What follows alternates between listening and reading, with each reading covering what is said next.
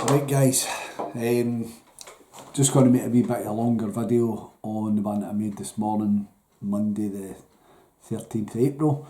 I put a wee short clip on about Trump and Turkey, and it'll be on my reels or my shorts or whatever it is. So I'm going to try and do a wee bit of a longer one. Now, in the clips and in the reels, I try and keep things a bit light-hearted and have a bit of a laugh, because at the end of the day, we have to keep ourselves sane. We can't walk about in terror or in fear. That's not the point. So it's possible for us to keep an eye on what's going on and be able to go, look, this has gone down, and still be happy. How do we do that? Well, the first century church found a way to do it when there was a good chance they were going to get set alight. So, anyway, let me just quickly, I'm going to try and keep these clips to maybe 10, 12 minutes. I don't want it, but I want you to pay attention and listen to what I'm trying to say. So let's start with Turkey. Turkey have threatened Israel, which is significant because Turkey is the biggest military in the Middle East, the whole region, bar none, as far as I'm aware. They, up to this point, really have been allied with Israel.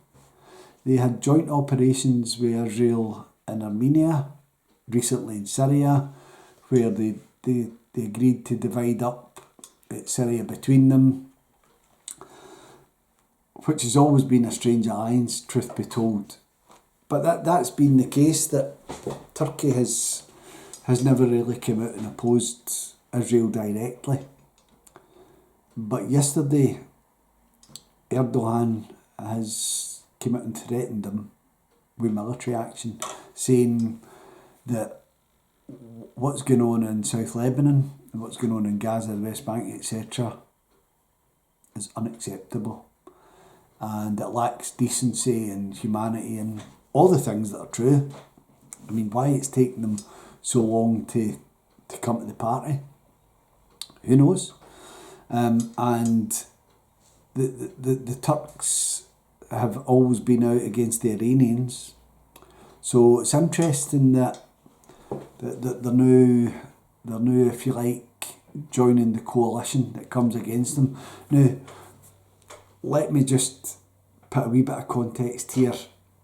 Anything that I put out, it's like, I know it seems as if it's all doom and gloom, but I'm just sounding the alarm as to what's happening. I've been banging on about this stuff for about 30 odd years.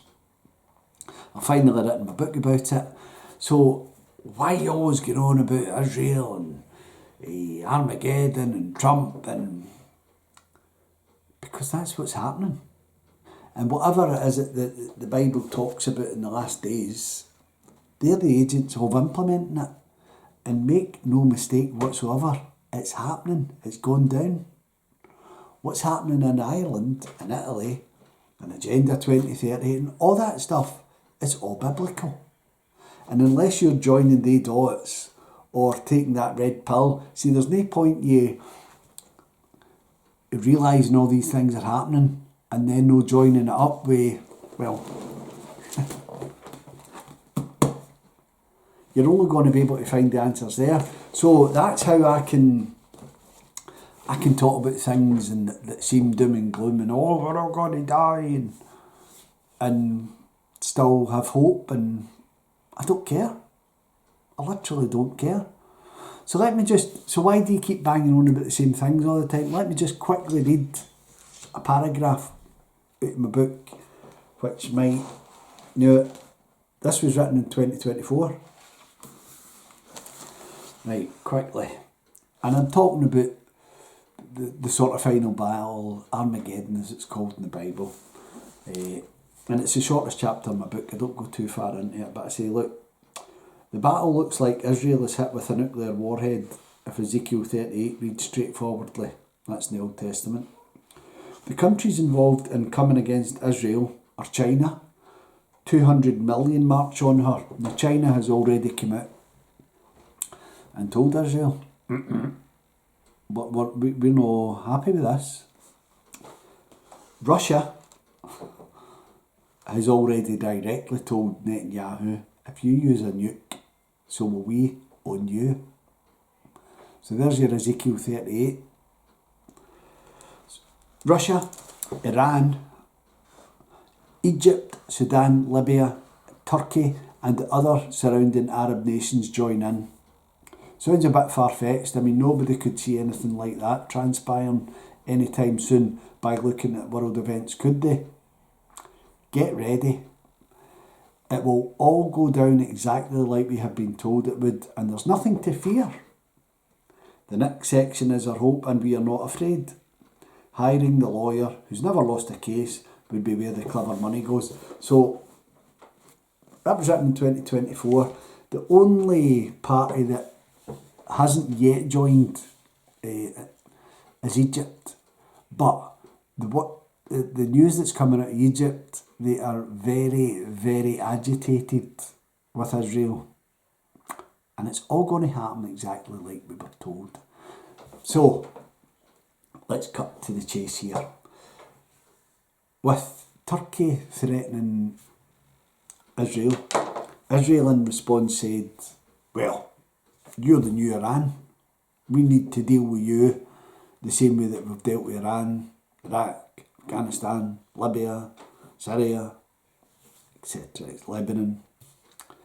So it's not looking good on the world stage for, as I said in my wee short clip this morning, all the players are on the park now. The subs have been brought on and the game is in full swing as far as Armageddon's concerned. So how does that fit in with Trump? Well, in fact I've got a wee t-shirt on. Whistle for any Americans. Let's go Brandon. Thinking back to the good old days when Biden was in charge. Yeah. I mean, he was only threatening world war on one front. In Russia. Trump's doing it in three. Russia. Venezuela. Russia and China have got interest there. And obviously in Iran and the Middle East. So Trump, right, let's get on to Trump. This morning on social media as I woke up, he has posted a photo of himself. And I'm going to look at the photo and talk about a couple of things about it. But basically, he's Jesus in the photo. Or he's portraying himself as Jesus. Right? But we'll come to that. I've posted a couple of short sort of clips talking about Trump's derangement syndrome, part 1 and part 2, where I talk about, in my opinion, that Trump is the Antichrist. And I don't say that lightly. I talk about it and I looked at it in my book, as I say in the clips. And I said in my book that until I wouldn't come out and say directly who I think it is until I know, but I think I know now. It's Trump. Or he is the latest inhabitant of that spirit of Antichrist, which inhabits people from time to time throughout history, and it's always whoever can cause the most damage to Christ and his church and his message, who it's in. So let's have a wee quick look. I don't know if any of you have seen it. He posted it on his own social media, his Truth social media. And I'll get the photo up for us and have a wee quick look at it. Right, don't know if you can, let's see.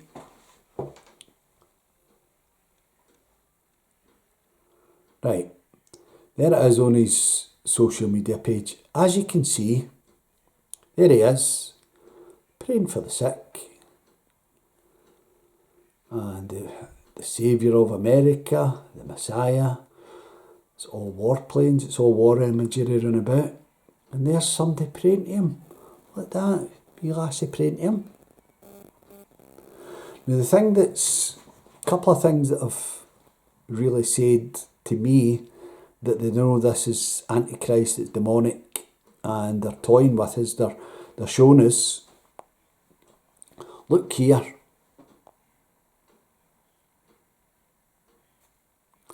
See that winged creature there?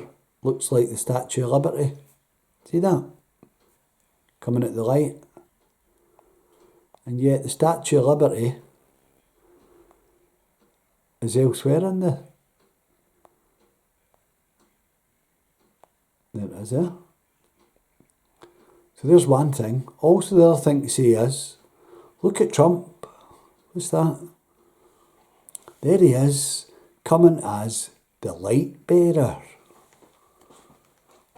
Oh, the light bearer. Who's that? Lucifer. That's what Lucifer means, the light bearer. Also that winged creature that's in the background, the Statue of Liberty, is the Statue of Liberty in all likelihood is Lucifer. It's a statue of Lucifer, pretending that it's bring your free, bring your, nothing, it's Lucifer. So I'm going to show you, if you look at some imagery about Lucifer, let's see here, there you go, there's our guy there. So there's a creature in the background that Trump has placed right behind his head, and as the light bearer, there's your wee Statue of Liberty. And you'll see that painting next to it. That painting is a Lucifer. Before the Statue of Liberty was sculpted, designed, created, whatever. Yeah. So it's always in your face. See, they need to show you and they need to tell you. So here we are on the brink of Armageddon, World War. We've got the Antichrist. An Antichrist. But it looks like, I don't see how there's much time left for it to be somebody else before it all goes down. Basically on the world stage, toying with. And the problem that we have is that everybody's aware that something's not right and woken up, except the half-wit Zionist Christians. It's the Christians who are the problem. So I'm making this video to say to anybody who would say that they stand with Israel or they support Trump, you're the problem, right? You need to wake up. And to everybody else who's out there who can see that Trump is, well, in secular language, a complete lunatic who's causing carnage on the world stage, that there's a spiritual reason behind it. It's all real. And if you're not looking at the spiritual aspect of it, you're missing the point. And here is the good news, and I'm going to tie a bow on it right here, that these are the things that we have to be fearful about. As I say in my book there, and as I said, like, get your passport stamped, right? Hire the lawyer, who's the judge.